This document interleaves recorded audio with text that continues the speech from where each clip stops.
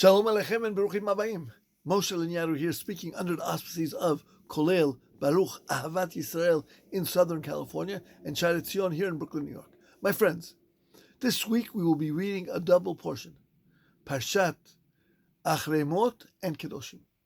In Achari Mot, it describes the death of the two sons of Aaron, and our rabbis, our sages, try to pinpoint what did they do wrong.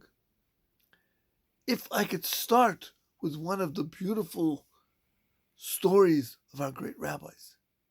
There was a yeshiva in Yavne, and it was time, according to many of the students, for the dean, the Rosh Yeshiva, to retire. He was Reb Gamliel, and they were wondering who would replace him.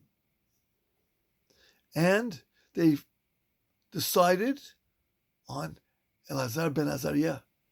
And they asked him, would you be our Rosh Yeshiva? And before answering, he said, my friends, I cannot answer you by myself. I must ask my wife and see what she says. And after discussing it with his wife, he accepted. My friends, how important it is for a person when he's making a decision, not only to rely on his own intellect, his own feelings. It is so worthwhile to go and discuss it with somebody else.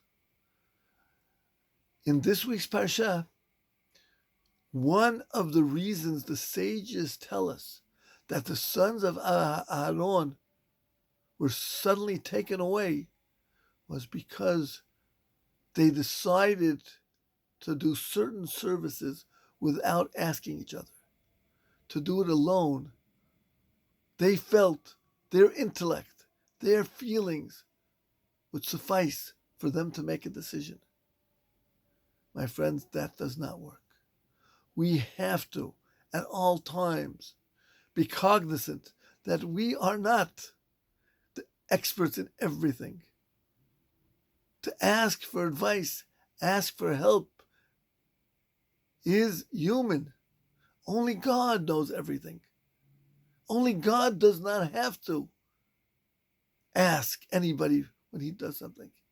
And even though that the Almighty God is all-powerful, he teaches us. When he made man, he even asked the angels, should we make man? God doesn't need it, but he's teaching us how to behave, how not to rely completely on ourselves. The two sons of Aaron, what happened when they did just that, just relied upon themselves? Tragedy. We're living in a generation.